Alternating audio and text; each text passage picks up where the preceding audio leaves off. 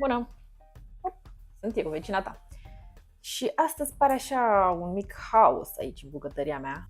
Pare doar, nu este. Vă promit. Am aici niște nebunii. Pentru că eu, de obicei, îmi cumpăr fructe și nu le mănânc. În special mere, pere, ca să nu le arunc, bineînțeles, le transform în gem, în dulceață, în... Ce vedeți aici? Aici am gem de pere, pere roșii. Aici am mere. Asta nu e făcut de mine. Mai este o porție infimă din gem de vișine, făcut de mama mea. Și aici am un fel de gem de căpșune. Căpșune congelate. Să nu exagerăm, căpșunele proaspete le mănânc. Chiar dacă nu prea mai au gust astea de la supermarket. De fapt, nu au deloc gust. Și când încep să aibă așa un fel de aromă, se strică. În fine. Și vreau să fac niște chestii de patiserie. Mă inspir din această rețetă. Tablouri cu pere. Aici se folosesc pere proaspete, doar că eu nu am așa ceva și o să pun gem în loc de aceste fructe. Am luat destul de mult aluat pentru foietaj, nu foi de plăcintă. Și nu fac mare lucru, sincer, chiar nu fac mare lucru. Doar o să tai în pătrate sau dreptunghiuri aceste chestii, o să pun în mijloc gem, o să ung marginile cu ou și le dau la cuptor. Simplu. Și aici am niște chestii, aule, dar chiar trebuie să cruz cartofi. Vreau să-mi fac niște porc cu ciuperci, cu aceste ciuperci congelate, pe care tot așa le-am luat de mult, le-am avut în congelator. Și să le fac cu ceapă verde, cu usturoi, asta să fie garnitura. Și eventual un piure din acești 3 cartofi rătăciți pe aici prin cămara mea. Dar asta este mâncarea pe care vreau să fac să o mănânc eu. Foietajele le voi împărți, bineînțeles, pentru că o să-mi iasă ceva. Cam asta o să fie, de fapt. Revin cu porționarea aluatului. Ok, asta este primul aluat de genul, da. E destul de micuț. Și îmi spune să fac pătrățele de 10 pe 10. Acum eu luasem și făcălețul ca să-l întind puțin, dar nu este nevoie pentru că mi se pare destul de subțire. O să măsor. Cam așa. Aici ar fi 10.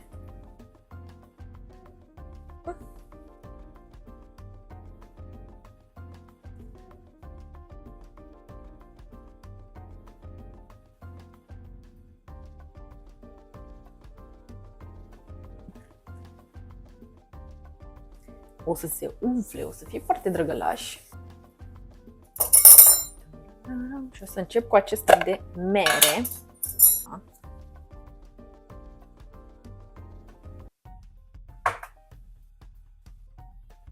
Și punem nu foarte mult, doar atât cât să fie un tablou.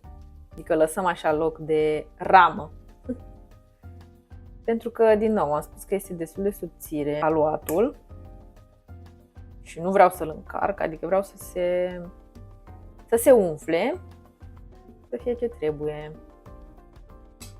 Poate să mă învăț minte vreodată și odată și nu o să mai cumpăr fructe dacă știu că nu le mănânc sau nu o să mai cumpăr atât de multe.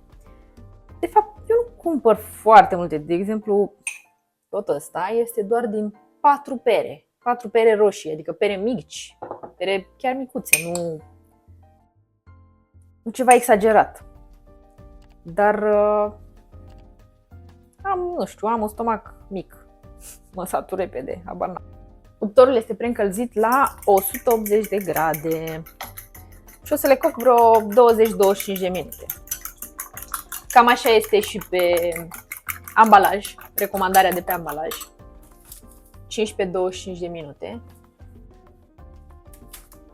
Deci mă încadrez. Și ăsta chiar este un desert super simplu în caz că aveți niște dulceață sau gem pe care nu o mânca nimeni. Cumpărați un aluat din acesta pentru foietaj, trântiți la cuptor și aveți un desert rapid, chiar mega rapid și mega simplu de făcut.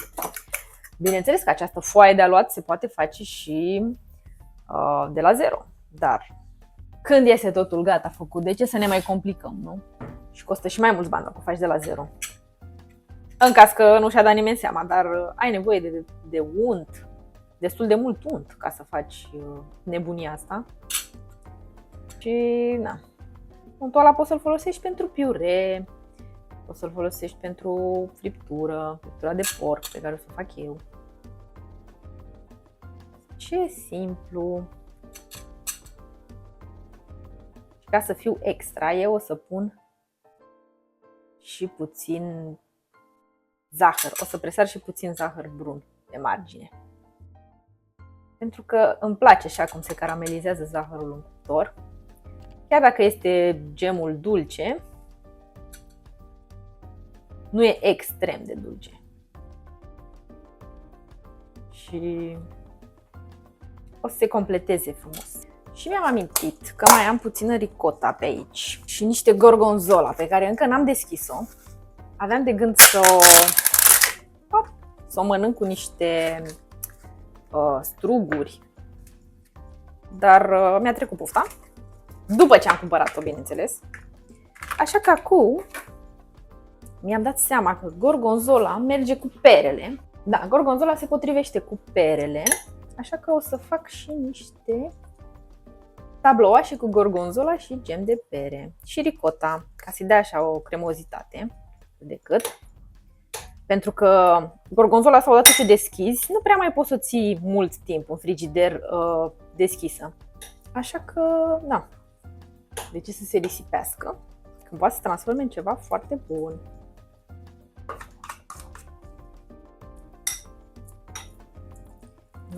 Și cu dulceața perelor o să fie o nebunie.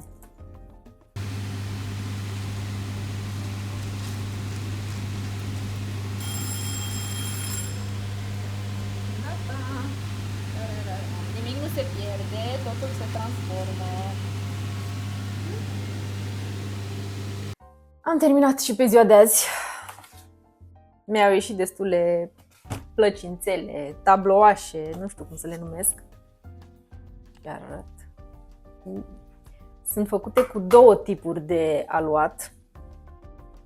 Bine, în sine aluatul e același, doar că e alt brand, să spun așa. Acestea sunt și cu gorgonzola și cu gem de pere, da. Și acestea sunt doar cu gem de pere și mai am și cu gem de mere.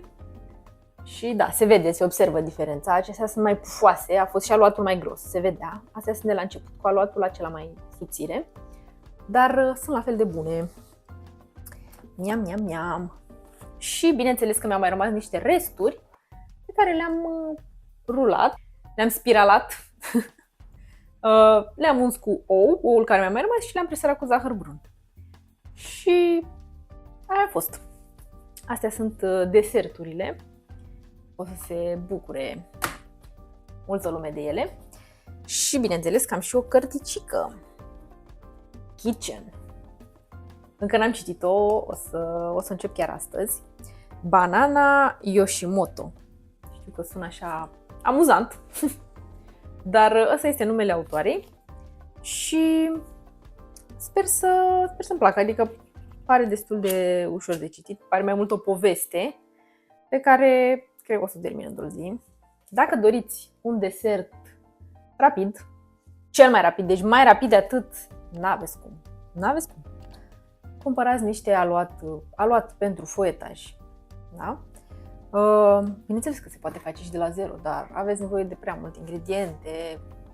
E prea multă bătaie de cap. Dacă am zis că facem desert rapid, facem desert rapid.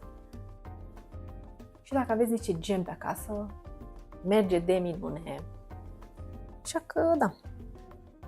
Până data viitoare, mă las cu vecinele.